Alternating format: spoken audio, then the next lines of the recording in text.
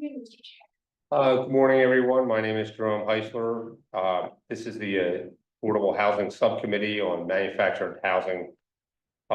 It's December 18th, 2024, 10:10. So I'd like to call the meeting to order and have a roll call. Jerome Heisler, Independence. Greg Sutton. Fred Deal. Robert Tunnel. Matt Reuter. Vanessa Cullen. Jeff Kowalski. Steve Metro. Caitlin Gonzalez staff. Online we have subcommittee member Erin Lee. Hey, everybody. For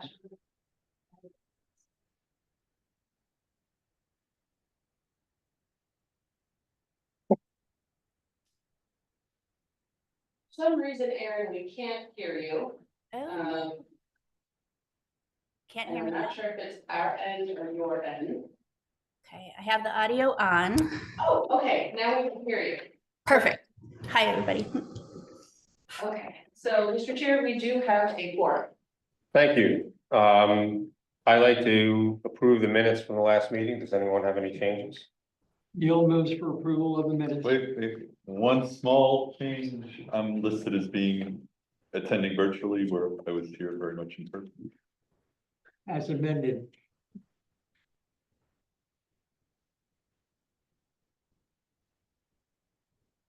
Is there a second on that motion? I'll second.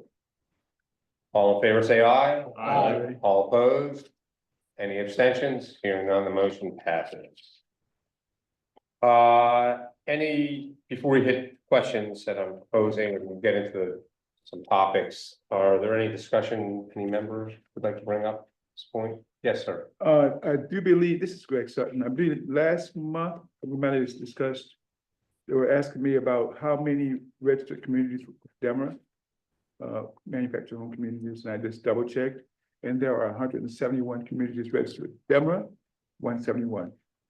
Also, I think someone asked how many changes of use have happened in the last 10 years, which means how many mobile home communities have shut down in the last 10 years. We just double checked, and there have been 14 manufactured home communities that have shut down in the last 10 years. 14.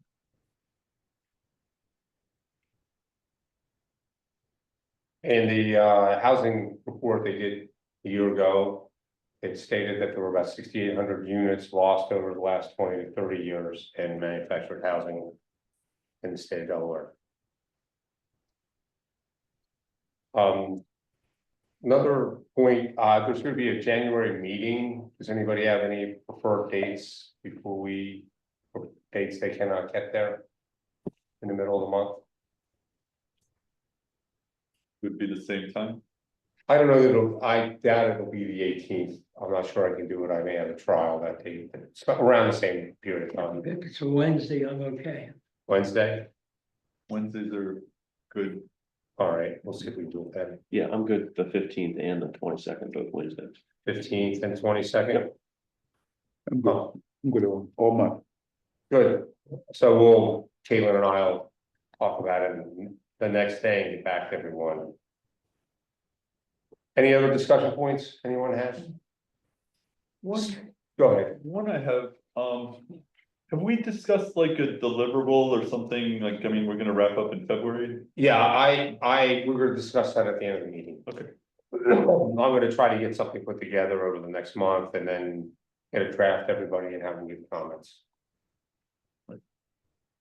One of the things I am going to propose is that there be an ongoing housing committee out of this committee, and maybe, I don't know that I want to do manufactured housing, but we need a forum on a permanent basis, at least to meet quarterly, if not every other month in the winter and spring, so we can integrate with the legislature, and then at least once a quarter in the summer and fall, so we can start having input with the legislature to have continual feedback. If you look at the other states that have gone about trying to make affordable housing part of their dialogue, they have permanent committees in place to make this happen. In California, I know everybody hates the California model, but California's had some successes in certain areas with this, and the one thing is they produce a continuous dialogue with Oakware planning people as well as statewide, but the legislature is constantly involved in this conversation.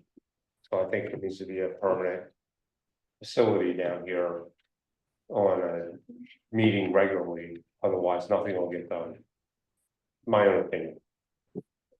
Can I ask a question about that?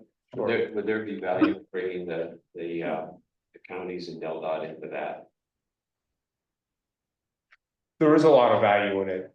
The real, if you look at classical literature and politics, this is all about courage, because it's a question of whether a politician wants to get voted in or not.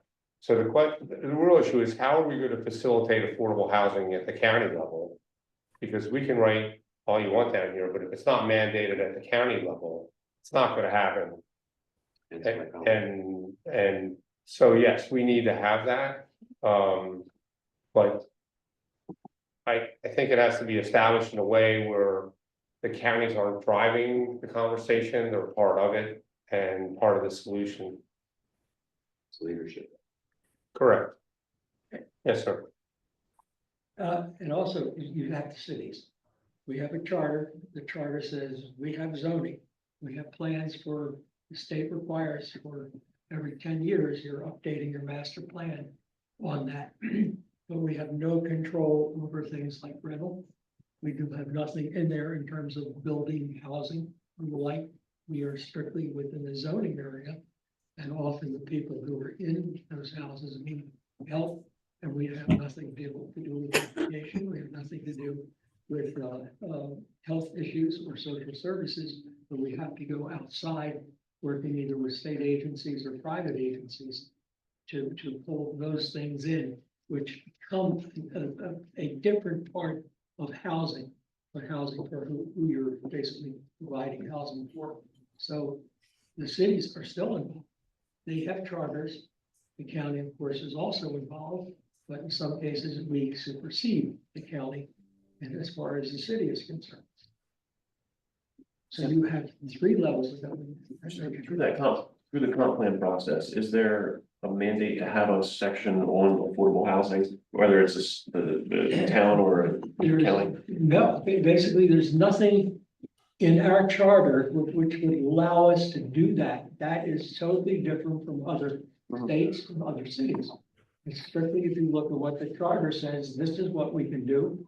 And if it's not in there, you can't do it. Yeah, no, I just didn't know if in the comp plan process, if there's a section. Yeah, no. They This is do, Caitlin. My understanding is if your municipality's population is over 2,000, you have to have mention affordable housing in your plan. But what you put in there is, entirely up to the jurisdiction. Gotcha, okay. What attracted me to Mosaic for the redevelopment of downtown area was that Mosaic had a success ratio of bringing in housing for all levels.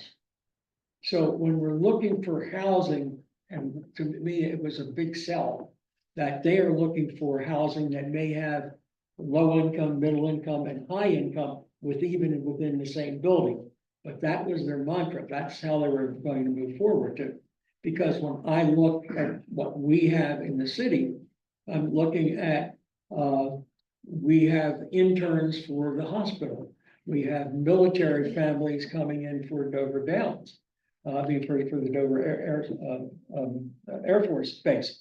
So there's all kinds of housing that we were looking for that Mosaic brought into that master plan, which was extremely attractive to me personally, having lived through being press officer for the mayor of Baltimore during the Renaissance of Baltimore and seeing what occurred in terms of housing that was down there. Now, there is also one of the reasons why I keep banging the drums and showing up at Habitat is because that is a form of housing which has transformed certain streets almost completely into fresh, clean housing for low-income families for that purpose. And that's not there. It's just that this is where if we can get those pieces of property and get it into their hands or end call hands, formally end call hands, then we know we have another base of people who own houses and not just rentals. I just wonder if that's one of those parking lot ideas for the bigger group is to kind of look at that comp plan process. And maybe there is some kind of outline around the affordable housing component that, you know, is kind of universal across the municipalities and counties that would be included. Because I know like Sussex is starting theirs, you know, they're just doing 2028. So right now, we're not an ideal time to get kind of that So put into place. But I think that's bigger than just our group. So that may be one of those items to send to the. That is being discussed Okay. in the regulatory and permitting subcommittee, so I would encourage everybody to tune into their next meeting, which will be on Monday. I believe at 10 a.m. In the Hazlet Armory, which is right across the street, but yeah, absolutely, there's been a lot of talk about strengthening comprehensive plans to require more things of municipalities and counties when it comes to housing. So the problem with affordable housing, it's about density. And the density question is where you get the pushback. And they just passed a pocket ordinance and neighborhood ordinance in Newcastle County. And I suggested higher densities, which were pushed aside. And the fact is, unless you can ask for a lot of things in the comp plan, but unless they're really gonna mandate that density question or abatement of certain infrastructure costs, we're really not gonna see the affordable housing question answered to any degree. And that's a disconcerting thing that I'm finding in my own travels with this.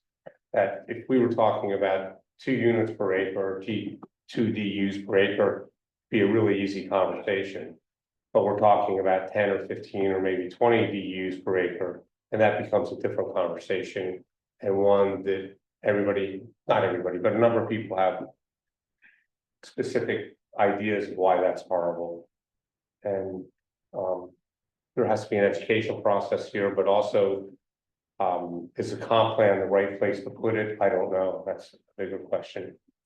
Or at least to have some kind of universal outline that every entity would then have to include. Well, I mean, at least I'm start. scared of the chat. I live in Chadds Ford and I'm scared of the Chadds Ford result where in Chadds Ford, they have a mobile home park, but they did a conservation easement over the whole park community that could be built. And that way they say on their documents for affordable housing for the federal government, we have affordable housing units available that'll never be, you know, they don't say they'll never be built, but they can never be built, but they have affordable housing there capable. Gotcha. Just Okay. one little example of what we've changed in the city is we went from 6 stories high to 10 stories high. And that was big for us in terms of for doing that because of the historic districts and what have you. But that 10 stories would allow additional housing above us. So there are small things that we've already done, again, because driven by the mosaic plan for the downtown areas. Right? Yeah, I think another thing, I want to just pick it back off what you said about the subcommittee being not just for this particular instance. So not being more of an ad hoc committee, but whenever there's legislation passed, what I've noticed over the past 8 years with regard to chapter 70, is the committees that pass legislation don't include the DOJ or DEMRA or DeMore or anybody else in making them pass the law, but we have to implement the laws. Case in point was Senate Bill 317, which was passed in July of 2022, where they had a 7% cap on rent increases. And then just recently, November of this year, we have HB 212 with Senate Amendment number 1, which now lowers the cap to 6.1%, which is fine. And then they have that in that bill, they have the lot rent assistance program that the community owners are required to offer, but Denver is required to bring up the eligibility department to put together paperwork for that, which is fine. But I would recommend in the future when the legislators meet that they have this subcommittee on that, and have the key players and subject matter people in there to discuss it before they say we are.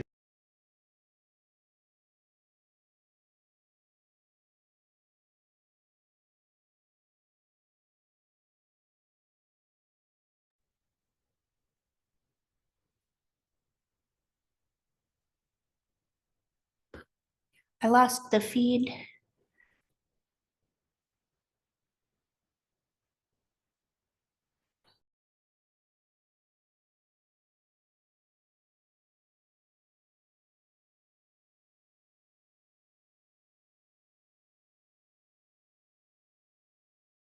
follow.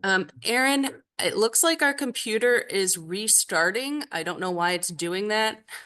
It's back again. I can hear you. I can't see anything. I can hear. Hang on a second. Can you hear me? Yes.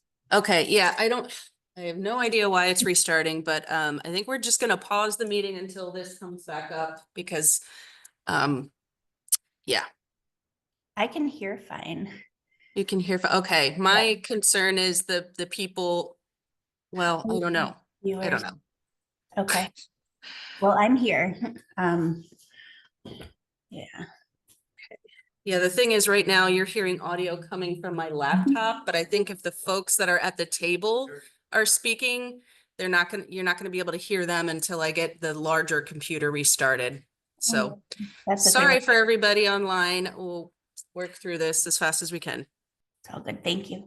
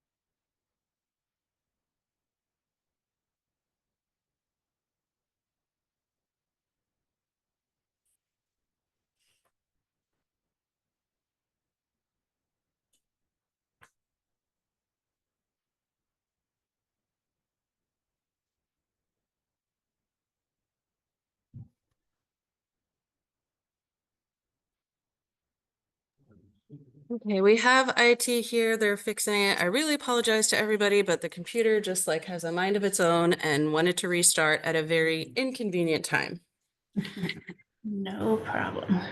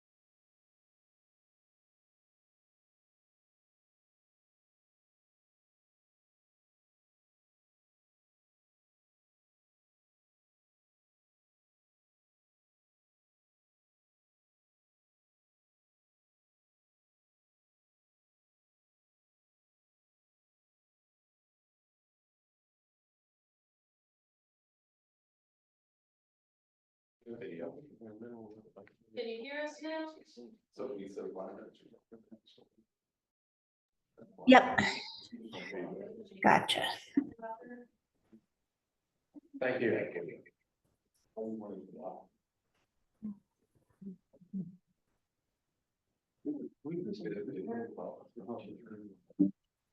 Okay, that's good. I don't want to do that. Okay. This is the manufactured housing staff, subcommittee, we're back in session. There's an echo though. Can you hear it? I got rid of it. All right. We're back in session. We had some technical difficulties. I just want to follow up on a comment regarding 317 and 212. 317 took about 3 years to write. And John Whitelaw from Community Legal Aid was directly involved with us in negotiating it. Additionally, Brian Ing was given copies of it from DOJ to look at it.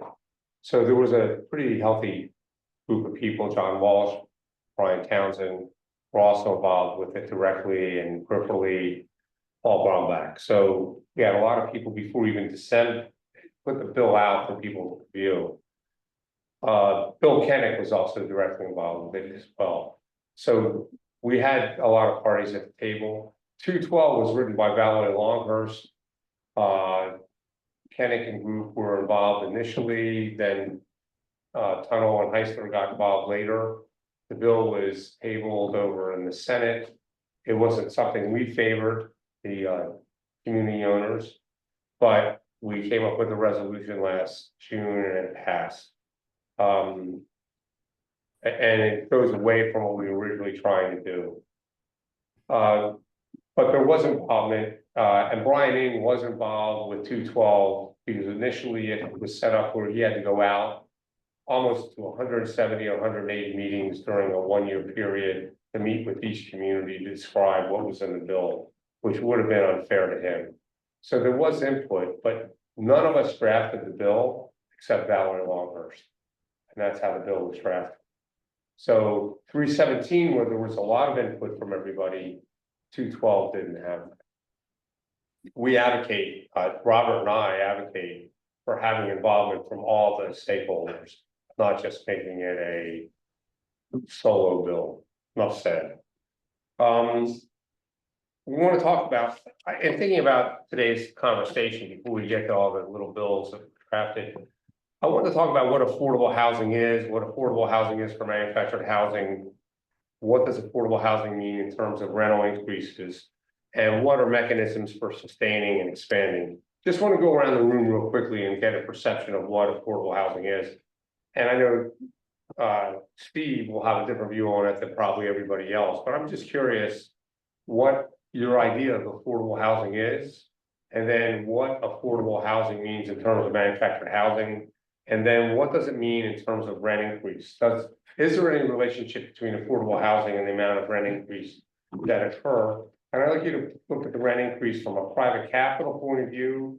Robert Tunnell, Jerry Heisler, they don't have any subsidization from the market, from the federal government or state or local or foundations, local government. And then if there is subsidization to some degree, should there be a different rental increase? Could you guys, Steve, would you mind starting it off? What does affordable housing mean? And then in terms of a manufactured housing, what does it mean? I'll just start off with an operational definition. Go ahead. Affordable housing is typically 30% of income goes towards housing expenses, either mortgage or rent. And I think it should include utilities and other housing costs as well, but it doesn't always. Historically, it does. Yeah. Start with that.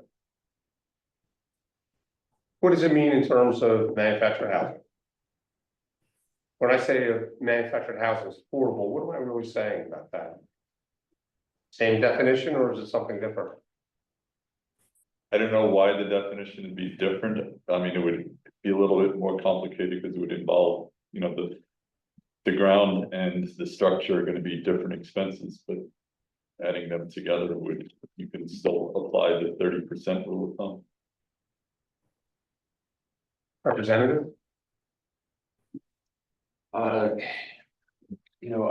look at this from a couple different avenues.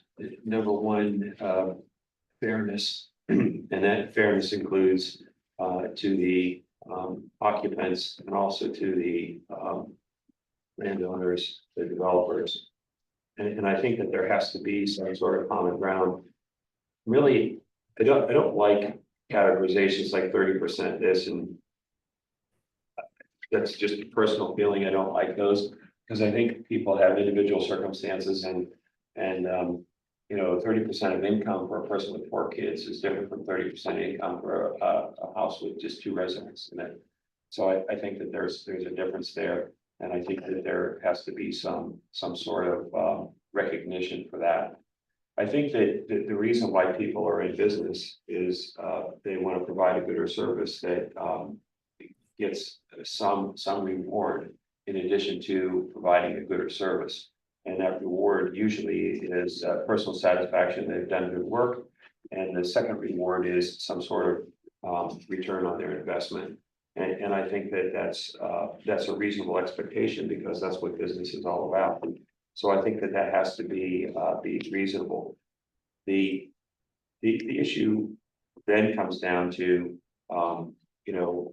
increases in a pension, some sort of annuity, or an increase in some sort of government subsidy, whether it be Social Security or whatever, and how people live off of whatever means they have to live off of. And obviously no one wants to pay more for something when they think they can pay less for the same product. But at the same time, there are pressures in the market for upkeep and also increase in expenses. And if we look at what has happened over the past several years, just in this country with wage increases with supply cost demands and supply chain demands. And a workforce that may be undertrained in some areas and overtrained in other areas, leading to some shortages, certainly in the trade sector. Then you have wage inflation that is beyond what is anticipated. And so how do you deal with that and maintain affordability? And I think that, there's just so many variables that it's difficult to pigeonhole one specific idea to a 30% of costs. And so that's the reason why I don't particularly care for those type of things, although that's a good baseline, I think. Yes. Something is a baseline. So I'm really not answering your questions. I'm just, spewing out a bunch of stuff because the problem is so complex and it's almost individual. But at the end of the day, we know that we need more housing for people to live in that they can afford. And how we get to there with land values, certainly, and I think that, Robert, you can speak to that, how land values in Sussex County have gone from here to here in a short minute. And yet, if we're going to produce a product to put on that house to make it affordable for somebody as a 30% benchmark, how do you do that when the wages haven't gone up to commensurate level? So, I'm sorry I didn't give you answers, but I just spouted out opinion. And Thank you. I think what you said, I mean, it is an important point that it isn't hard and fast. There's a lot of other things that go into it, so it gets much squishier than the either or that I presented. There's in doing research on this, there's an interesting term which I hadn't really thought about in a couple of years. It's called shelter poverty. You probably have heard of it. And it's not one we use down here very much. I've never heard of it used down here. And the idea is that I have my 30% and I can afford it, but I can't afford anything else in my life. Right. And so that someone in that lower income demographic is going to be faced with shelter poverty. But the question is, we'll go around again on this, is it the park owner's responsibility to provide that subsidy as a private capital source? And that's another question we need to ask. So let me continue going around that. Thank you for your time, Pam. Just to answer the first two questions, what is affordable housing? I mean, I think Steve was right on the money as far as the definition. I would just add that whether it's an apartment or manufactured housing, it would be being able to afford said home or shelter without undue burden being added to your plate. So it's not just that it's 30%, but it's that you're not, I guess, experiencing shelter poverty at the same time. So you might be able to hit that percentage, but you're still struggling because of other circumstances. So I think it would have to be within the 30%, as well as not being extra stressful for you. And that would go no matter what kind of housing you're living in. So. I'll go a little bit of a different angle, I guess, not on the 30% thing, but I guess the way that I look at it is, in my mind, affordable housing kind of was always like a rental apartment. That kind of was like what in my mind it was. And I think looking at other alternatives for people that are outside of just that high density apartment, because with our development partners, the price per key right now to build an apartment building is just extraordinary, and to try to meet that price per key and fit it into the affordable housing box is difficult without governments helping, without states helping subsidize that. So I think when you say what's affordable housing, manufactured housing, it's an alternative where somebody can own something. And I think something that's being missed here is an ownership and having value and having pride in ownership and not just being stuck in rental. And so, with our company and our partners, we really look for where somebody can have that, get out of that rental loop and get into an ownership loop. And even though with manufactured housing, you don't own dirt, you have something that you can call your own, and you're paying for it, and you have value. And I think, we were just chatting about construction quality. I think that's changed a lot over the years. Right. The you can buy a really nice appreciating HUD house, now. And I think giving people where it's not just affordable, but they're actually paying into value, and they're gaining an asset, I think is something that I don't think has been talked about yet, but I think is a really important point to give people that kind of leg up and help them increase their overall net value to try to get out of the, the house, whatever it is, shelter, that, to get out of that loop and really give them some kind of asset to hold and have, and they're paying towards something. My dear friend always says, nothing parties like a rental. And I think that that's where stuff gets beat up and torn up, and where if you own it. And I think in the manufactured housing space, focusing on that angle where people can own something, have some value and grow.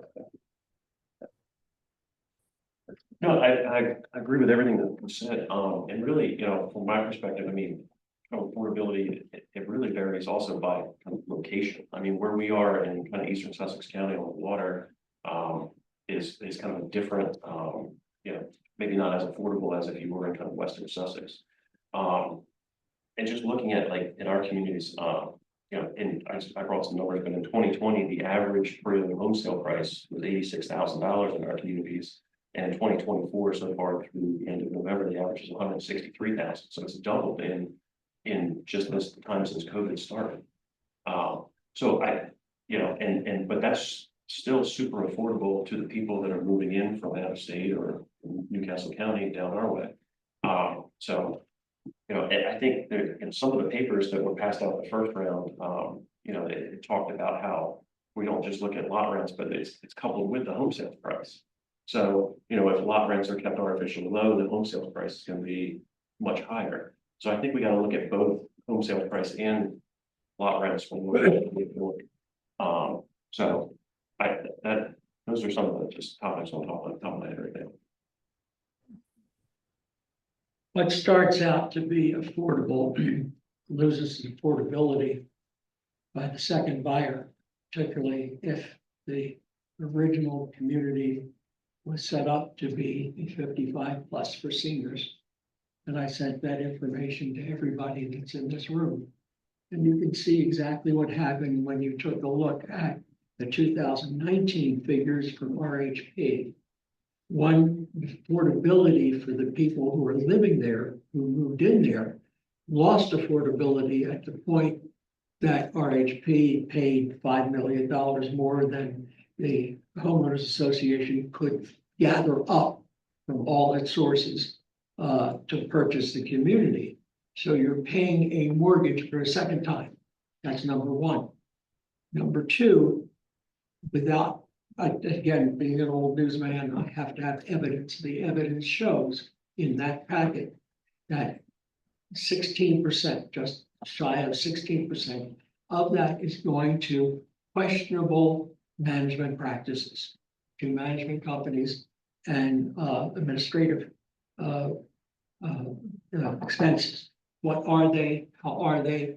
Who's getting the money? We know there's a lot of money that's going out to investors who don't even pay taxes in the state of Delaware.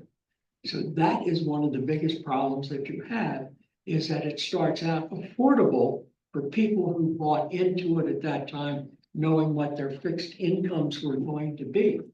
And now it's no longer affordable to them. It is affordable for people coming in from New York who've been paying more in taxes. You have people coming in from New Jersey paying more in taxes, and in Pennsylvania. So that you lost the affordability of that community. The people are now coming in that are driving out people who can no longer afford or go passed away. And so that's one of the problems. And then in the information that Mr. Heisler sent to all of us, this is from page 2 of the number 6 document of HUD glossary of terms. Market rate rent. The prevailing monthly cost of rental housing is set by the landlord without restrictions. So you can't look at that. And I think the problem is that we lose affordability when we don't see what the cost is. The hidden cost of owning a home is you have to replace the roof. You have to replace all of the accoutrements in the property. The refrigerator goes up, the dishwasher goes, all these things have to be replaced. That is not replaced by the landlord. So the value of the house, has been pointed out, goes with the tide that the home that I bought in 2003 dropped in value in 2010. The assessed value by the city, because the city of Dover assesses every 5 years, down to 88,000. Today, that same house is going to be selling at what it cost me originally in 2003. So that is a different value. The person who's coming in can afford that, plus a much higher rent, not the $300 I started with, but with the $700 I started with. Actually, not true. The $850 is being demanded by the RHP at this particular time. If I had to finance that, you're looking almost $2,000 between the chattel loan on the house plus the actual rent of the house. So now affordability goes that way. And the person who is in fixed income is in trouble. And the person who is in low income has no chance. So when you talk about affordability, all of those things figure into what is affordable. Can you afford to replace a roof for $15,000? Can you afford to replace the siding? Can you afford to replace anything that goes wrong in the house? Whereas the community owner has basic, whatever they'd be able to provide. Mr. Tunnel provides a lot more than a trailer park would. But the fact is, that's a big difference, and we don't even know how much is being spent to determine what the rental rate is. And that rental rate that the person is talking about affects that affordability. Can you afford that plus that? And the question is, have we reached the tipping point where leased land communities are no longer affordable in that upper range? The low range, I don't know. But the upper range, what is affordability? How much money you have and how much money you can continue to have. Fixed income, you're in trouble. Right. So I agree with so far everything that's been said. I look at affordable housing from a different perspective when it comes to regular housing versus manufactured housing. With regular, the 30% of your income is what I usually use for that person in regular housing. But for the manufactured housing, when I look at it, is the affordable housing is called sustainability. And there's legislation that is passed in Delaware anyway that helps people who live in manufactured housing. Whereas whereas like rent control, lot rent, things of that nature, whereas a person that's in an apartment can't control that portion of it. So I'm looking at affordable housing and that sustainability, and that if you have a situation where your situation changes, your spouse passes away or whatever, then it's not affordable anymore.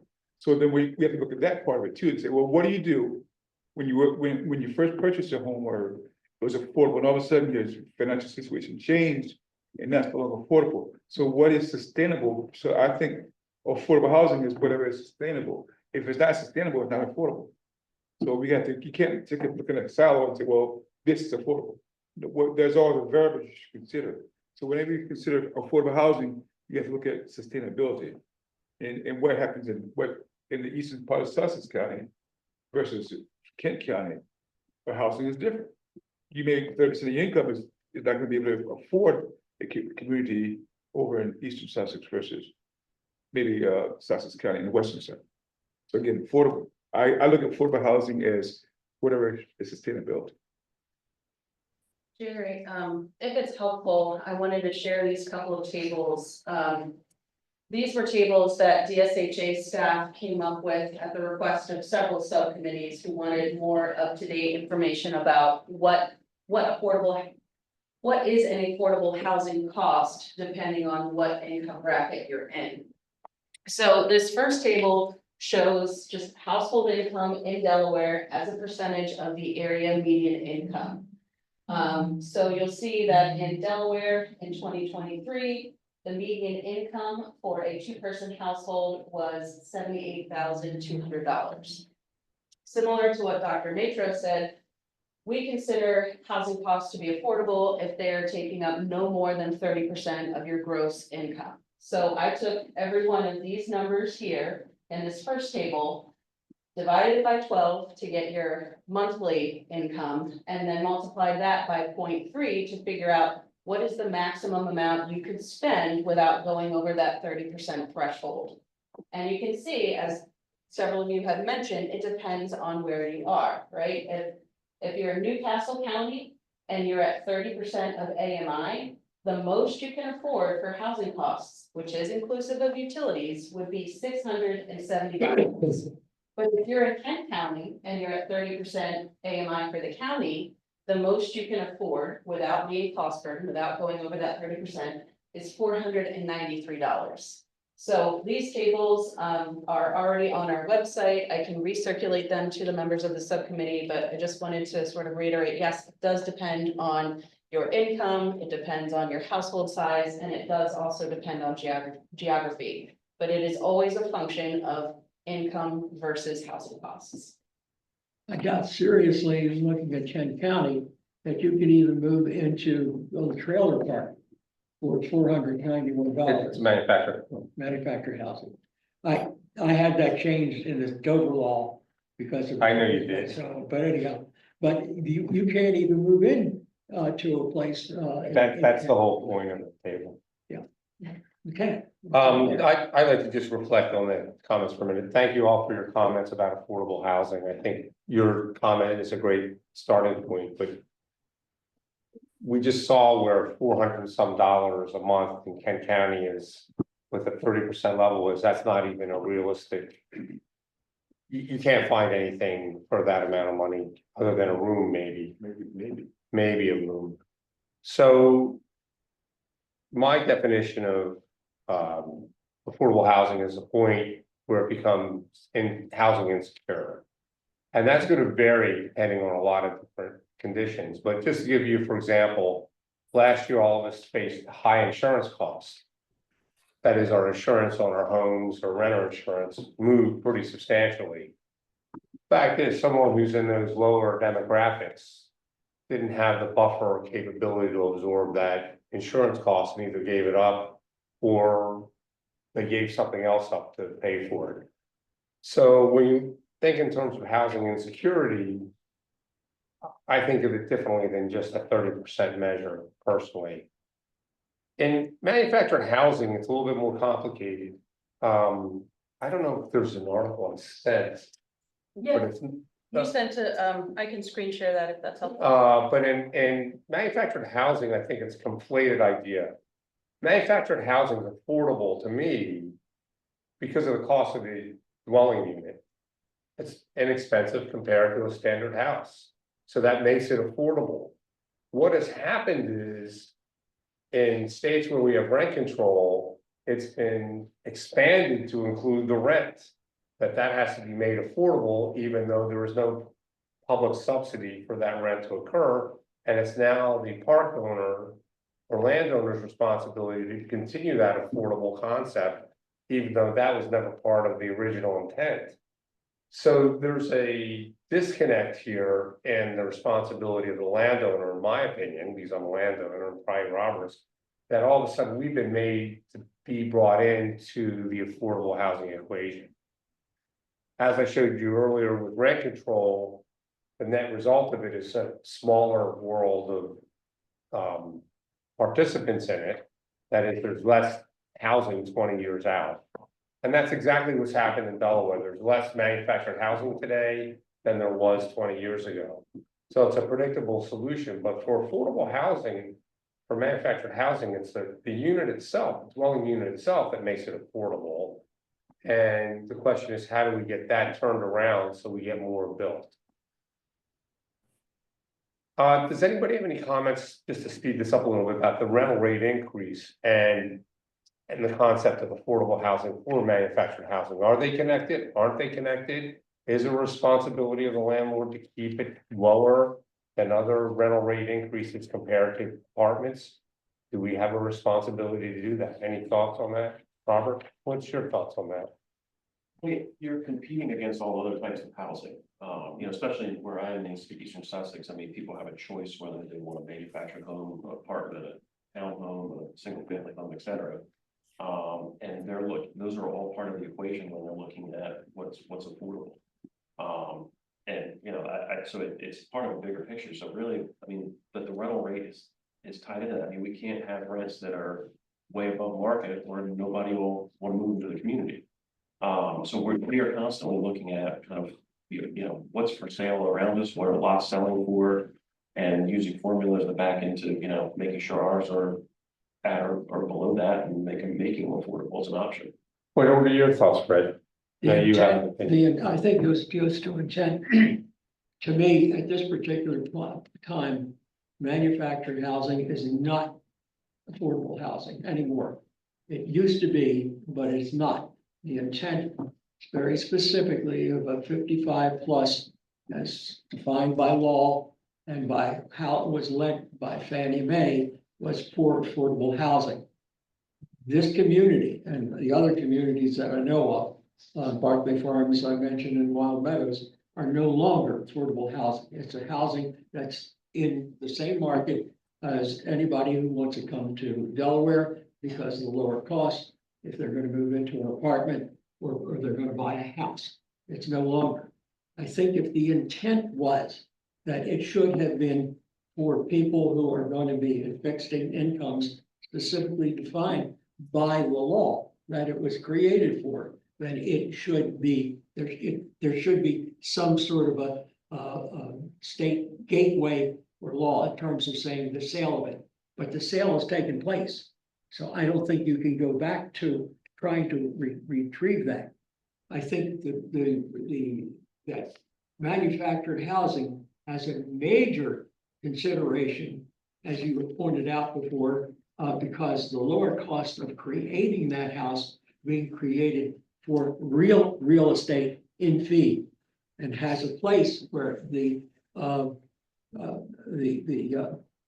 onus of being in a manufactured housing should be removed and be able to replace it in communities or even in place, because we've talked about that, the documents talk about that, it has to fit within the core of that particular community. It has a perfectly wonderful role because the houses are built well. At least the Marlette house that I'm in, it was built well, and it should have a long lifespan, maybe not as long as those that were done in brick and stone and in a previous area, but it should be, because we're still looking at affordable housing. As affordable housing as a rental, it's a crapshoot, because as soon as it gets sold, now you're paying a second mortgage.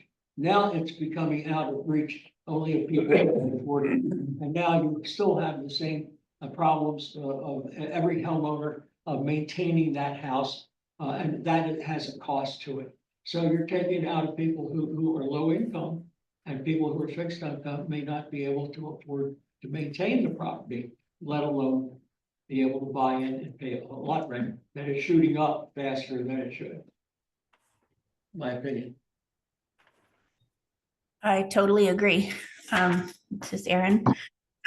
When we were looking at the charts that were provided, the 493 per month in Kent County and the 534 in Sussex and 670 in Newcastle, you cannot buy one of these houses on leased land and have a rent of 534 in Sussex. I don't know of any communities that offer that. So I don't see how it can be included in the affordable housing conversation, because right there by our own definition of affordable housing, it's already over. The lot rents that we're seeing are up in the 700s and 800s. Every once in a while, we might see one that's a bit lower, but it's in a really derelict community. And yeah, I agree with Fred. The more we talk, every meeting that we have, the more it's become apparent to me, manufactured housing can be affordable housing when it's in fee. You're not paying a rent on the land. You own the house. It's yours. It's less expensive to place. It's less expensive to build. Great homes may be less expensive to own. you know, typically single story, smaller roofs to repair, not these big elaborate things like new construction homes have. But as soon as you put it on leased land, that rent going up every single year quickly makes it unaffordable. And I think I didn't speak when we were going around with definitions of affordable housing, but affordable housing to me is housing costs that allow you to have money to inject into the community after you pay your housing. You know, you can go buy some clothes and you can have fun and contribute to your local economy. You can't do that when your rent is going up so high that you can't even afford to live anymore. So, thank you. My take on the 30% of the AMI at those levels, there's no type of housing that you can rent or own and then have a monthly expense at those levels. No type, not just manufactured housing. But that's low income housing. And what, It's you know, the subsidized numbers I housing. gave on the home sales, I mean, home sales in the past 4 or 5 years, the average home sale price has gone up over 100%. The rent's not even been close to that. I mean, you know, we don't want to beat up on the rent, but if somebody now has to spend a couple $100,000 to buy a house that it should have been, you know, half of that 5 years before, I mean, that's a bigger burden than the rent being $100 or $200 higher. I mean, and in our case, that, you know, for example, I have a house, the house in one of our communities that it's on the bay overlooking the peninsula. In 1992, somebody bought that house brand new for about 45,000, put it on a lot. In 2018, it sold for 180,000. It is now for sale and under contract for 370,000. But it's overlooking a community where the closest lot to it in the other community across the creek sold for $2 million. So that's affordable when you can spend 370,000 and has the same view as the guy that spent $2 million on a lot. So I think the big point of this, the AMI chart is no housing is affordable right now without some kind of subsidy or some kind of, you know, help in construction of the community or the home. And I'll riff a little bit off of that, which my professor had on for a minute. In that, I mean, affordability, and we've talked about affordability kind of person-centered or household-centered, and you know, and that's a different point for each of us based on our income and some other factors. And so, you know, and for a significant population, affordability for them is not going to be whatever you call the market rent. I know that's an issue for you. It's, you know, there's going to be a gap there. So you can either bring the housing costs down, which realistically is going to happen, or you can increase incomes, which is also difficult to do. And one shortcut to that is to inject subsidies. So you have rental vouchers, or you have, you know, you have construction programs that you know, finance housing so that it can be brought down under those rents. And so, and then I think what Jerry's getting at is that, or what I want to say then too, is affordability also takes on, like housing takes on connotations of affordability. So not only do we look at, you know, what's affordable for people, but, you know, what is quote unquote affordable housing. In some areas that's kind of, there's a stigma attached to it. Affordable housing is a dirty word. It becomes synonymous with multifamily housing. And then also, you know, you have different subsidy programs, different Section 8 project-based or low-income housing tax credit, finance housing that is affordable by definition. And I think, and then also you have manufactured housing, which because it costs less to build, it becomes affordable, or it becomes looked at as affordable. And I think that's kind of what Jerry's getting at, is that affordable, you know, making housing, subsidizing housing is typically a public, typically a government function. And with manufactured housing communities, it has now become kind of a private burden because of this characteristic of the housing as being affordable. And so therefore the rents for that kind of housing should also be, and that is an anomaly. It's not only an anomaly, it's creating a smaller resource base of housing in the state. Because landlords have to subsidize that some way. And if you were to go to Fred's model of a rate of return based on a utility, if we had to impute the cost of the subsidies, which aren't that great except for the loss of the market, the rate of returns aren't imputing into our rate of increases of rent would be much higher. Because we'd have to recapture what we're giving away. And Fred would even be more upset. I know you would. Well, I would like to see it, I like to see the model, I think it has to be pursued, because I know in terms of my experience on what is happening. If you lose a tree, they're not gonna replace it because they don't wanna have to take it down. But there's a value to having that tree in No the question. community, so they don't wanna do that, so what exactly are they spending? And that's looking to see what they're spending. My rent would be a heck of a lot lower if I knew what those two management companies Yeah, they're paying and what that administrative fee, that's $192,000, 16% of my rent. I know what I'm paying for because I saw the amount of the rent that I have to pay some mortgage. so part of the problem is we are mandated costs, which we have not been able to recover through our rental increases. We are, for example, we're told all of a sudden we're responsible for taking down all the trees, which we didn't have before, that are over 6 inches in caliber. So the net result is we now have to have that cost, but we can't recover it in our rental increase because it was just mandated. So as a result, like any other rational business person, we're going to start cutting costs. So all of a sudden, there's less investment in the communities and you end up having a vicious cycle with it. The net result was that's why we got out of that rent control mechanism, because people weren't investing. We went to this other one in House Bill 317, or Senate Bill 317. So the problem is we've had a vicious cycle. We're trying to break that cycle so we can get investment back into it. I want to switch topics now and go to what I put out yesterday, all the potential thoughts on some of these path forwards. So the first 1.08 is something that got started last year. It's a result of actually a community in Sussex County, to go nameless. And the whole idea is to have a property condition report produced after 10 years on it. Well, when a park gets to be 20 years old, which just about every park in the state is, they would have to produce a property condition report similar to what we do for financing a community.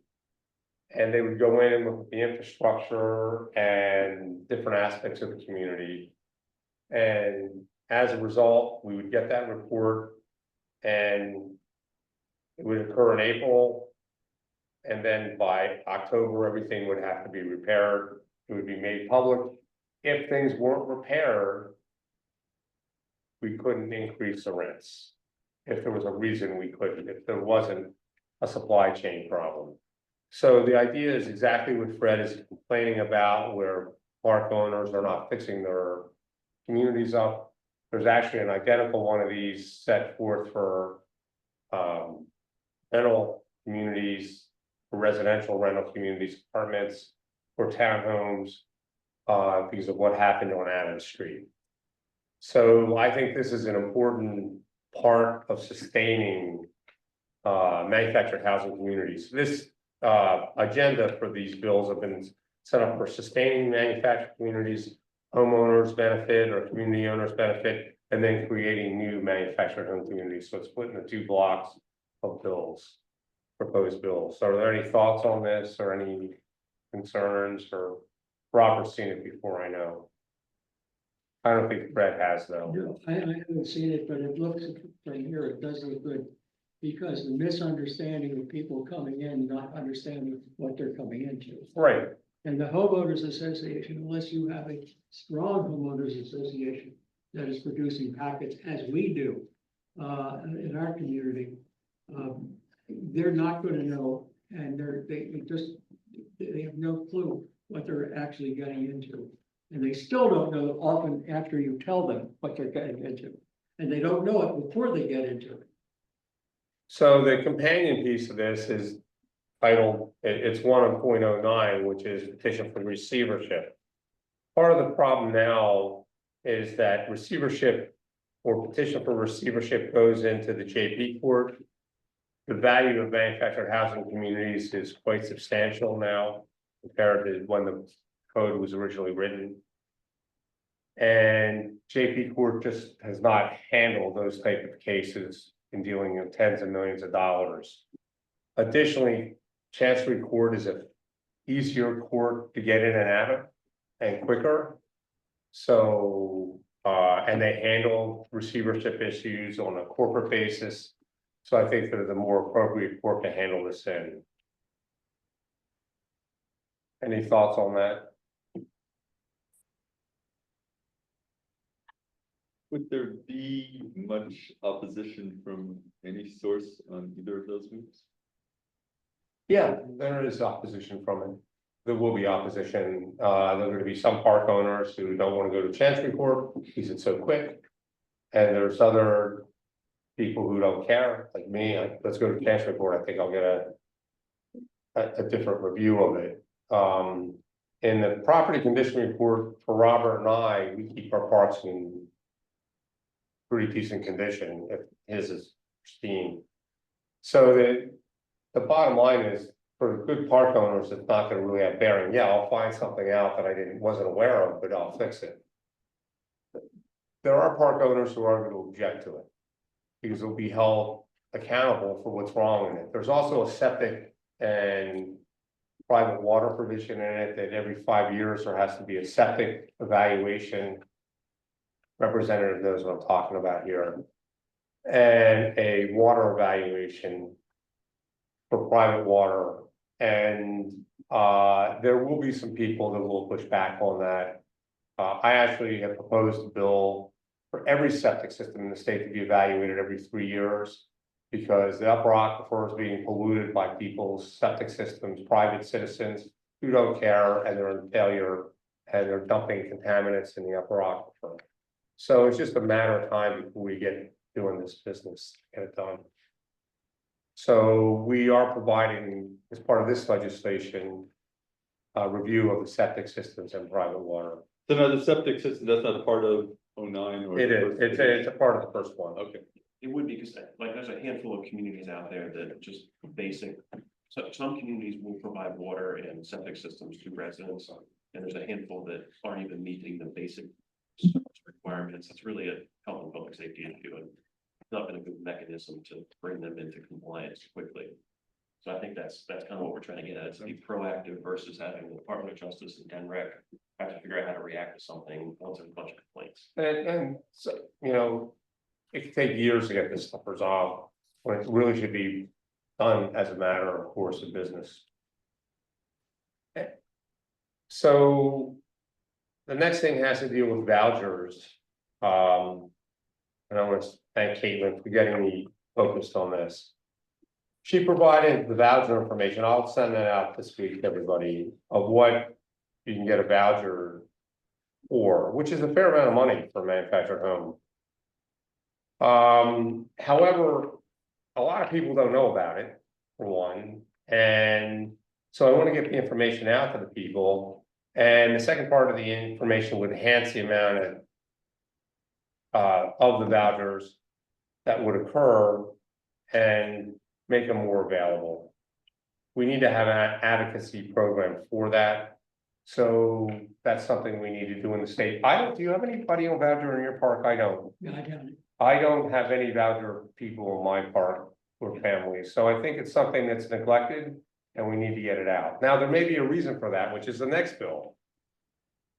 Want me to scroll? Yeah, the next bill is about tie downs. Tie downs is where we actually take a strap cable or a piece of steel rod and connect it to a column of concrete in the ground, so if a big wind comes up, it doesn't blow over. When Hurricane Andrew occurred in the early 90s, mobile homes were flying everywhere in southern Florida, and they were damaging a lot of property and people. They found out that nobody was really installing homes, not for spec, they just weren't installing them as planned.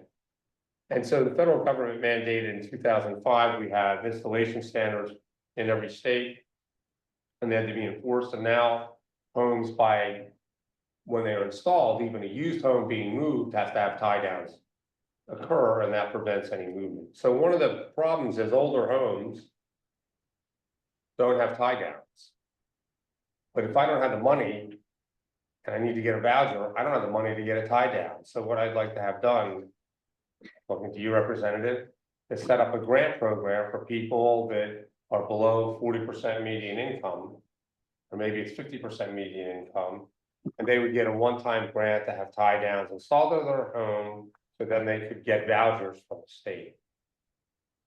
But we're not talking for a big ask, and it would go towards housing and security greatly. Yes, ma'am. My understanding is if there's a disaster for manufactured housing to be eligible for like FEMA assistance, assuming there's a federal declaration, you need to have the tie down or Correct. proof of them.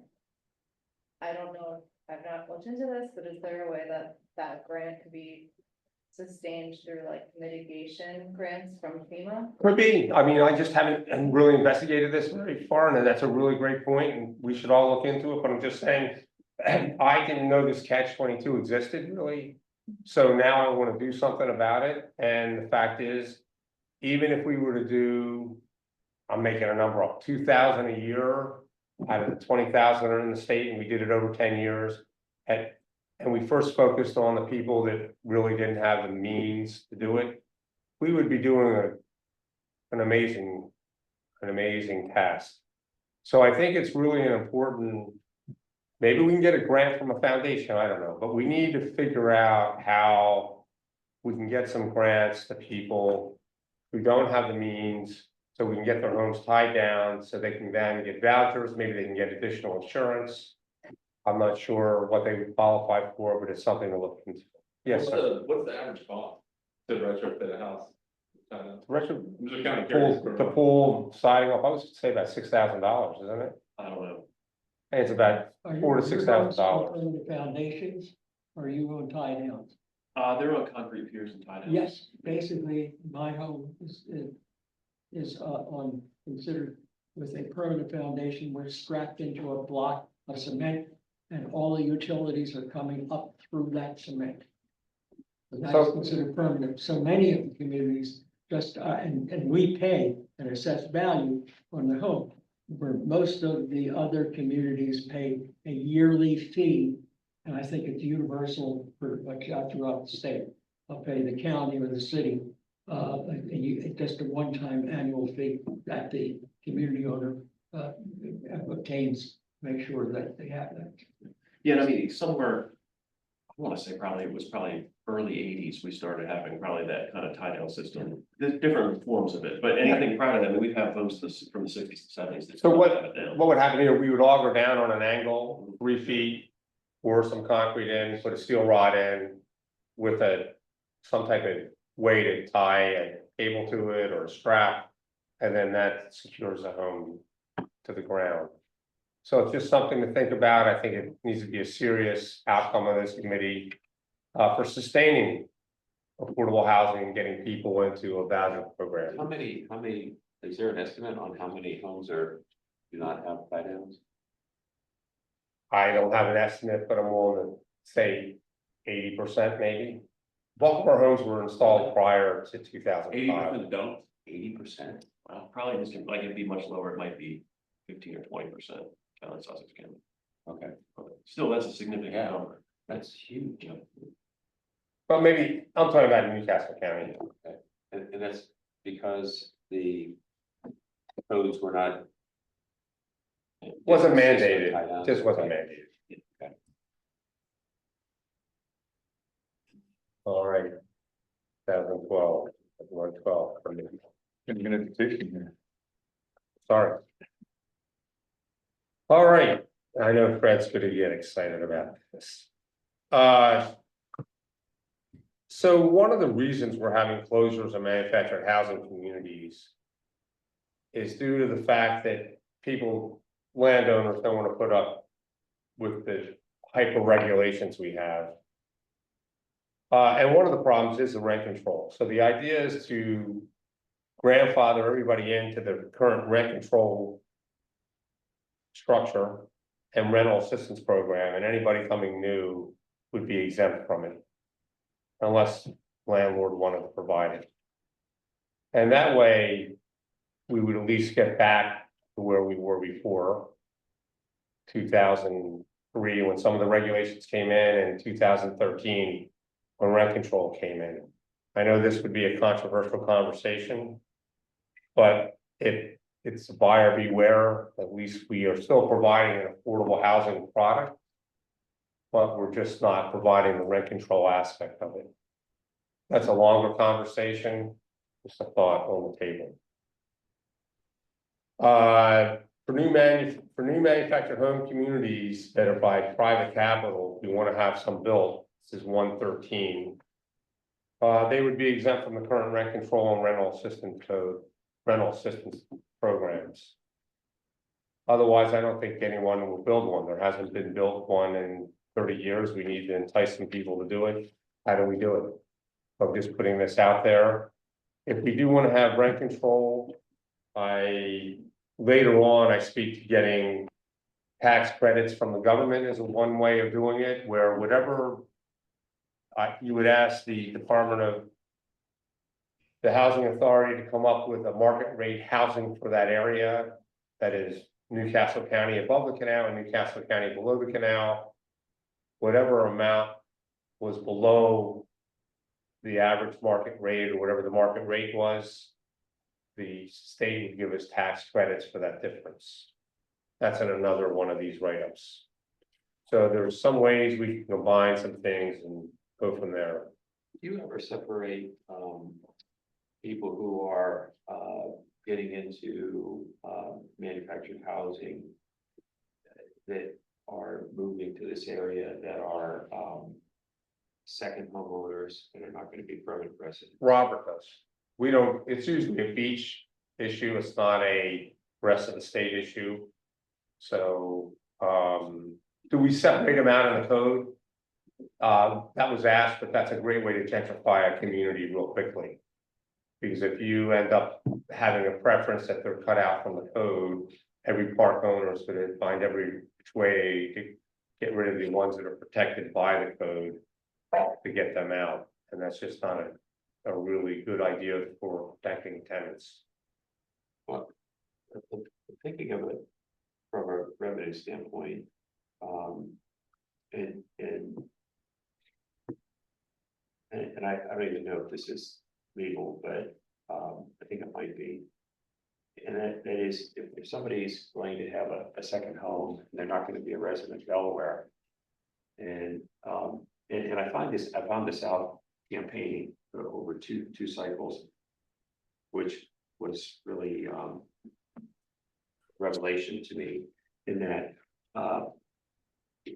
the conversation, any conversation about tax increase was almost a laughable item to somebody who's moving from New Jersey to New York. And so I thought, well, on the other hand, when I would be, in a neighborhood that was what many would consider affordable housing, that was a big deal.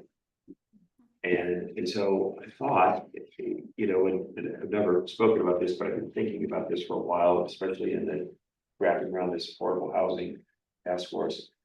Is there a way to say, if you're going to be a part-time resident here, you're moving from New York and or New Jersey, and the property tax on your house there was, $18,000, and now you're going to move to somewhere in Delaware where the cost of your property tax is now going to be $1,200.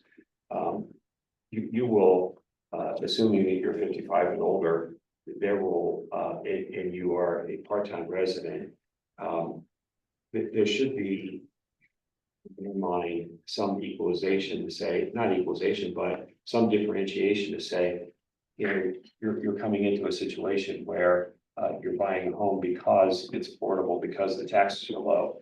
And yet, so you're benefiting, and by you benefiting, you in fact are driving up the price of the home for everybody else who has lived here for a gazillion years. They do it in Florida. If you're an out of state or in Florida, you pay a differential tax. Well, one would, Yeah, so like in Colorado, there's a differential. If you're, Correct. if you're a permanent resident in Colorado, in the manufactured housing community, you're subject to some rent increase kind of stabilization. And then if you're out of state and it's a second home, you're not. But talking to some communities out there, it's almost like you've got like a band of police going around to try and figure out how these homeowners are getting around it. They're sending all their, bills to their house and calling it the permanent residence in Colorado. And how they had done their law was pretty cumbersome. But there may be a way to, each law is cumbersome. Yeah. Everyone has unintended consequences, whether you like it or not. And so, but if you look at it on the reverse side of that and say, how does this impact the people who are already here and who may struggle with the 30% or more, and you can't find even a room for $490 anywhere in the state of Delaware? They say, well, and you're looking for subsidies of some sort, there's a subsidy right there. Just charge them more. It's done. And if it's done in Florida, it's done in Colorado, then, I mean, how hard can it be, especially if it's legal? And I don't know if it's legal in Delaware, but it may, but that's a way to, It's legal. The question is, does the state want to do it? well, I don't know, but I mean, It's it's a thought that. I think it's a great thought. Discussion. I thank you. And I'll put it on here. I think it was. That would be a great thing for the Why affordable housing. is it that we pay $1 to go up and down the state on, Monday through Friday? And then the Friday at whatever the witching hour is, we pay $3. And I think the reason is because we're capturing, income Out of state people. from out of No, you state can't, people. you can't do that. You can't change a whole road and charge people differently for their state of residence. It's a- No, so it's automatic. Oh, yeah, I know what you were saying. Everybody's coming down. Gotcha. Okay, no, I thought you were saying we're getting people with the out of No, state. not at all. Gotcha. Everybody pays $3 versus $1, Gotcha. and yet nothing changes other than the fact that the people who are paying the $3 are willing to pay the $3 because they're coming here for a benefit that they perceive. To happen, and the $2 extra is like, who cares? It's $2 for God's sake. And with Easy Pass, you don't even know. That's right, you don't even get that. So Yeah. my point is that it's already being done. And so, that may be a revenue source to, to consider. Anyway, just a thought. It's a great thought. Thank you.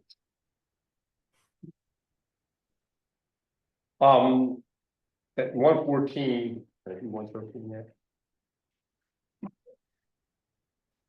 Yeah, I did 113. Next one would be something we've tried in past years and haven't gotten much success, but I'm actually gonna try a platform and show it to everybody. I don't know if I'll have it by next meeting. We need a landowner community management education process where the landowner gets certified on the what to do and not to do for manufactured home communities, so everybody's on an equal basis. And they can't claim ignorance. Additionally, the tenants need to know what to do because that's another problem as well. Sometimes what their rights are. So I like to have a video or PowerPoint presentation. So when they sign a lease or renew a lease, they have to spend maybe 10 minutes just looking at a video of what their rights are and how they go about seeking help or assistance when they need it, talking to community legal aid, talking to somebody who can help them out on different financing concerns. If there's a subsidy out there they can get from Catholic Charities for fuel or so on, how do they approach it? That would be really helpful for the tenants. So the landowner, the community management education, would that be all Delaware specific? Like Yeah. I have a couple managers that I make them go maintain property management certifications. Right. Like you would be as any other property management company. Exactly. And then I think it's George Allen, or there's a group. out Yeah, of George Allen that does run manufactured housing, community specific. I have Right. one person that's gone through that. So I was one of the DOJ to do a half-day seminar for initial and then doing an annual review thing for an hour, just a video where I'd have to sit there looking for an hour and say, yeah, Jerry Heister saw it and everything else. And then at the end of 5 years again, I'd have to see the whole thing over again. And it would be the people who are operating your division or your entity, you and I would have to see it. and- I just wonder, like, I can try to gather some data on All right. the property management side of things, and I know a couple of our people just went through the course in Maryland, like last month. And see what kind of, like, because I know there's continuing ed, and it's kind of like why reinvent the wheel, if there's something out there Right. already that like that.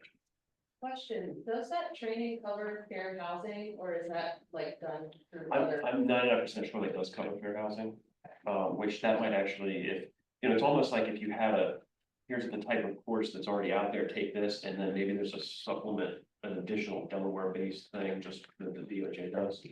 Robert and I may be one of the few people that actually educate for fair housing, in state manufactured housing, I have a feeling. Yeah. no, Yeah, I don't think there's many that actually do it, but I think that's one of the important things of doing this. That we get all 170 parks on the same level and. But if there's programs out there, is that here's a kind of a formula that's already in existence, and maybe we need to add 5 hours on for Delaware law. Right. You know what I mean? So like, I can do some research on that and get some more information. I I bet think- there's a lawyer that represents management companies and owners that would probably do, updates. Yeah. Well, they would do the legal side. I think there's about at least an hour's worth of management issues that Sure. need to be taken care of, and. I think we need to have a combined like half-day course or something that would actually facilitate.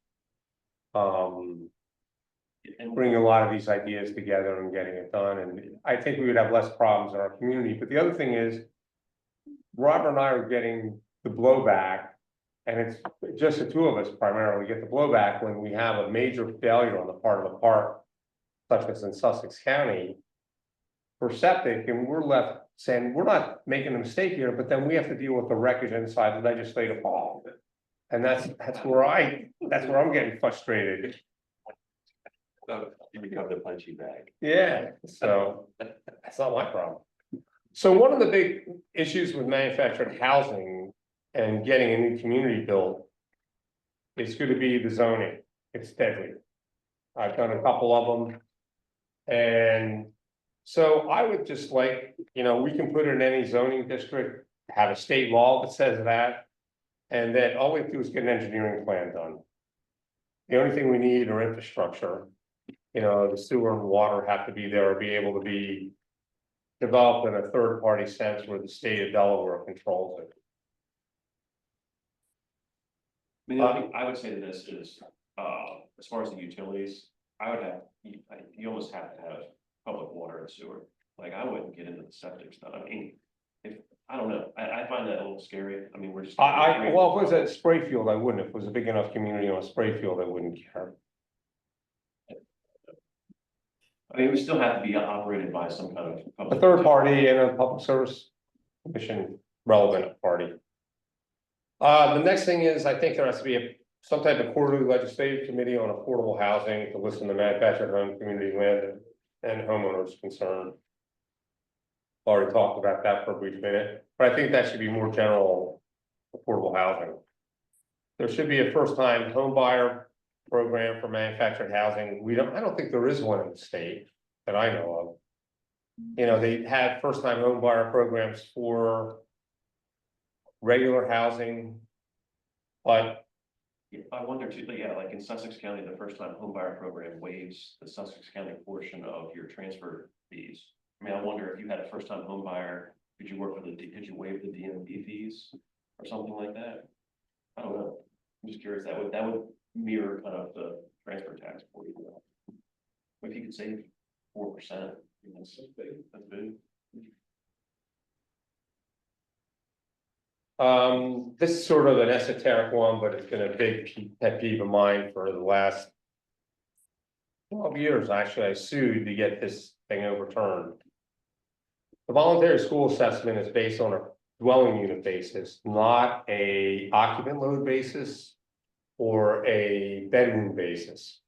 So if I find an individual lot in Centerville, Delaware, put a manufactured home on it, it's 3 bedrooms, I'm gonna pay $10,000 school assessment. Voluntary school assessment. If I decide to build a 15-bedroom house next to this mobile home unit, I'm gonna pay $10,000. it seems unfair to me that a mobile home would pay the same amount. Now, there are a couple exemptions in the rule, but they're 5% limits. That seems way high and regressive for a manufactured home if I'm spending $70,000 on a manufactured home. Pay 5% when I'm spending $2 million on a home and I only have to spend $10,000. There's a big percentage difference on that. So I think we have to make a progressive school tax. I have a whole set of documentation on this. Earl Jakes, when he was a representative, had all the school superintendents get together down in the school building, and we talked for about 2 hours about it, and there was a lot of different views on it. Nobody wanted to have a uniform rate. Nobody wanted to have a bedroom counting system. No one wanted to have this or that. So the problem becomes, how do you be fair to affordable housing with the voluntary school assessment without making it regressive? And that's the problem. Let me toss in another thing. Basically, property taxes, and school taxes. The citizens, I don't know if it's how universal it is, but the city basically gives a break for senior citizens based on income what taxes that they're going to pay. School taxes basically almost fall into the same category. When RHP attempted to say we were going to collect property taxes, taxes that they did not pay previously.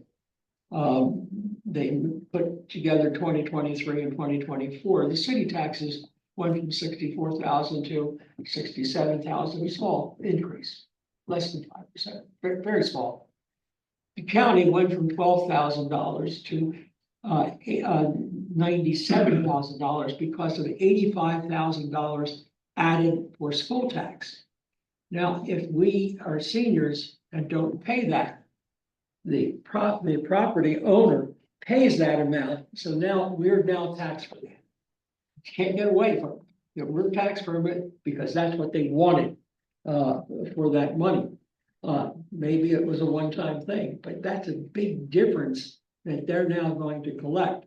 Should seniors collect that when kids are long gone? They've already paid those taxes previously. Are they still paying those taxes? So I'm going to just toss that into the hopper, Jerry, just so you make you aware of the circumstances of that. So I don't know how it's done in Kent, Sussex, but Newcastle County, manufactured housing from an assessed point of view actually is appreciated over time since it's considered chattel.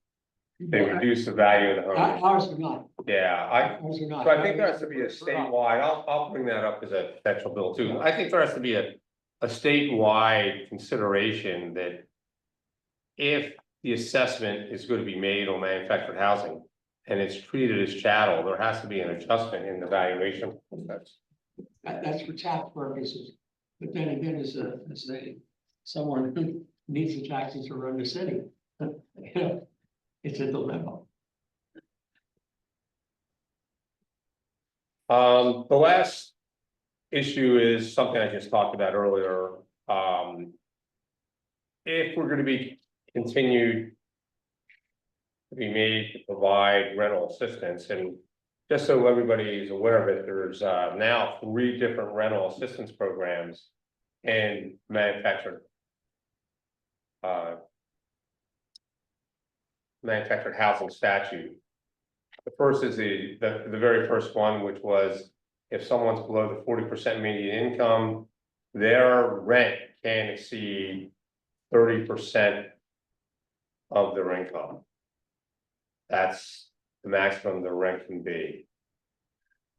The second rental assistance program is a tempering. No, the second, what's the second one? There's a higher, up to 55% of median income, you would then temper the rent increase. Oh, that's right, it's tempering the rent increases. So if you're at 42% median income and it's a 10% rent increase, you only receive 25% of that rental increase. And the third one was just passed this year.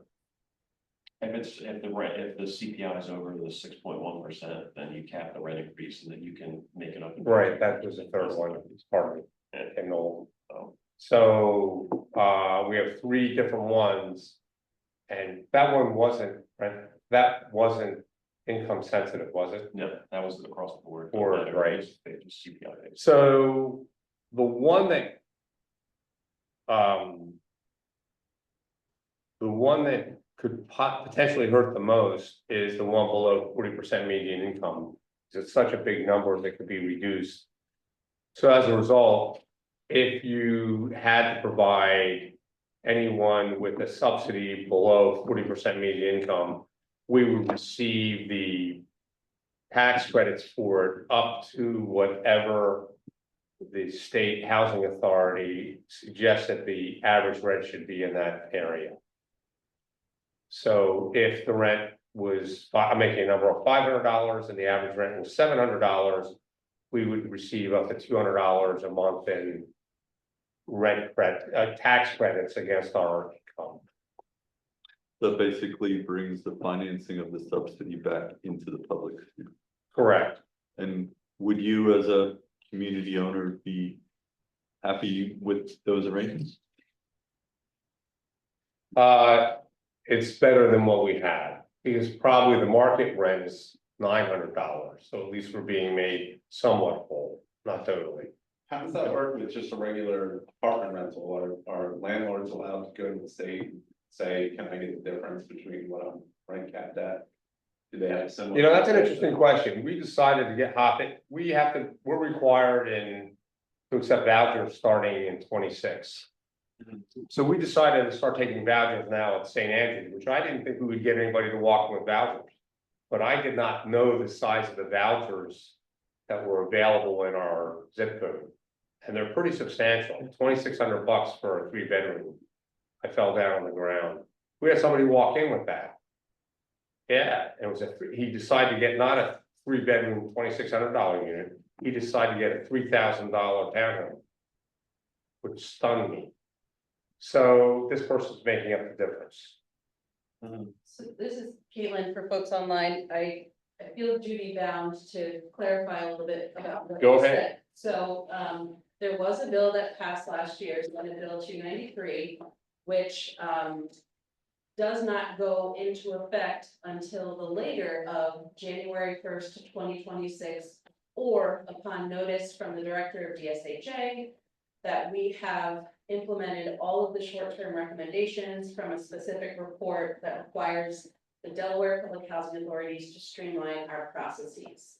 So once either January 1st, 2026 rolls around, or we finish our streamlining, that is the point at which a landlord will not be able to discriminate against a voucher holder on the basis of their source of income.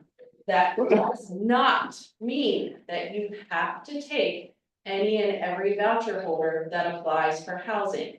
It just means that you cannot look at their source of income and treat it differently than you would income from wages for somebody who doesn't have a voucher. So I just wanted to make that But clear, we decided to start doing it, which is wonderful and I think. but I was stunned the amount of the voucher. Yeah. They're not small, so, but again, in manufactured housing world, this doesn't really even exist, it's not even a program. So the question is, how do we get vouchers in the manufactured housing individual's hands who really need it? And when can we do that? And how do we get tie downs done and all that other stuff? But so my idea was that either way, we're gonna have the rental assistance program around for a while. As rents keep going up and the spread gets wider and wider and people aren't making more money in those lower demographics, we need to bridge it. Otherwise, we're gonna have smaller park community owners just being destroyed by this differential between what they should be getting and what the code's telling them they can get. And the net result is this man here is gonna have a lot more closures happening, and that's not good by any stretch. So we need the state to step in and at least bridge some of this gap, if not all of it. there's no free lunch here. We either lose the resource of affordable housing and manufactured housing, or we sort of get help to some of the people we need. The question is, how do we do it? We can't burden this ourselves, and just, let me put this in a framework. Robert and I have bigger communities, they're more stable. There are a lot of communities out there, dozens, that are small, 10, 20, 40 lot communities that we never hear or see of. You see them, I know. And if these guys are made and gals are made to conform to the law, they're just gonna go on the dumpsters. As soon as if we are to mandate a property condition report, and those communities have dirt roads or stone roads, and they're made to bring some standards up, we're gonna have to get them some money as well, otherwise they're gonna go out of business. And the question is, are we gonna be prepared to do that? That's the other question. Well, in those communities, I would think the standards are whatever they were permitted at the time. I hope So so. if in, 1979, the stone road was the permitted, normal. I mean, I don't think you then make them. I'm not gonna answer that question, because I think a property condition report's gonna have a different standard. Well, then yeah. The question is some housing better than someone homeless? And that's the risk in the property condition report. The other legislative that I'd like to look at, and we haven't really talked about it at all, but if you look at chapter 71, which is the conversion of manufactured housing communities to co-ops or condos. Historically, there was one outside of Rehoboth, and I think it was the mid-90s that tried to convert, and in reaction to that, the Senate forced through I think Senator Bunning, forced through a bill that basically, that when you read the conversion law, it's not even, there's no way you're ever gonna go through the process. And it was probably short-sighted at the time, because if you had a co-op that was able to go through in this community outside of Rehoboth at the time, I think it would have been pretty successful. Exactly. But I think that section of the code should be something that. I would love to do as that. we move forward, we should. We did that proposal about 10, 15 years ago, and it went nowhere because some people didn't want it to happen. Yeah, but that would also give a potential mechanism in a way that, if you have Habitat or some other nonprofit, that they could go and form something like that, build it, and, you could have a co-op and. I can dig that out again, how we made the changes in it. I think that's something that's worth looking at. All right, And, good idea, maybe Rob. it's not like, but we have the full legislation by the end of the committee report, but it's a task for us to move. No, but I may have it still. So the biggest question is, will private equity come in and sweep it away? Because they have the money. I can't see a senior community, my community certainly couldn't. I don't know what other communities would be able to outbid the private equity on any of this. And if we went to 11 million and they went to 16, and we couldn't get the money. So who is going to do that conversion? How is it going to happen? I was very much involved with Minquadale, but that was before, I think, the explosion of the fact that there's not enough housing. We're gonna buy this out and we can go boom. And guess what? They went boom. And now I don't think my community is viable to be able to purchase. Can't get the money. Where's the money coming from? So, and we tried to do that bridge at the time because the law that was in existence was only for 2 years. So if after 2 years, if the community owner wanted to sell that property for less than what we were offering, they could do that. Well, that didn't happen. But the fact is, we couldn't borrow the money to get up there to make that conversion. I don't know whether that'll ever be possible. There's too much money there. Well, Until you under have the some- current, But the way- under the current law, there's no way it's possible. So the problem is the way the current section of the code, chapter 71 is written now, it's so cumbersome to make it happen. And there's some provisions in there that you wouldn't want to operate under. That's why it's never been used. But I think it's a really good point that you brought up, Robert, to look It's at worth that. that, or even having that chapter 71 is the path forward for a new community to do that. Correct. I agree with that. Yeah. So we'll take a look at it. Yeah. Good idea. Any thoughts? No. Just being mindful of time. I know we kind of lost some time on the front end, getting started, and then, of course, we had our 10-minute interruption with the computer deciding to restart, but it's almost 12. So we'll get back to you with a date for the next meeting. I'll try to have a beginning of a final report scoped out, figured out, work with Caitlin on it. Maybe circulate something before then, a little bit, and then I have some more ideas for potential bills or whatever in there. If anybody has any ideas, please get them to me. And is this gonna be a consensual process with the report? Yeah, I hope it is. I don't know that we'll have all in agreement by next meeting, or, so we'll probably have a follow-up reiteration, everybody can edit it, and maybe we'll have an online meeting as a way of trying to, after the January meeting, 2 weeks later or a week later, trying to figure it out. So what's the deadline on the subcommittee getting something back to the main committee? Because I thought that the final deadline got extended a little further out. Yeah, great question. So, the enabling legislation requires the task force to report out by March 1st. However, the subcommittees and the members made it clear that they wanted more time. So the co-chairs have decided to, run a bill in early January when we get back that will extend the deadline from March 1st to April 7th. That buys us 5 extra weeks, during which time, hopefully the subcommittees can vote on recommendations to elevate to the full task force. So as it is right now, this is the 3rd round of subcommittee meetings. All of the subcommittees are shooting for a 4th round in January, which is when we originally were gonna try to report out to the full task force.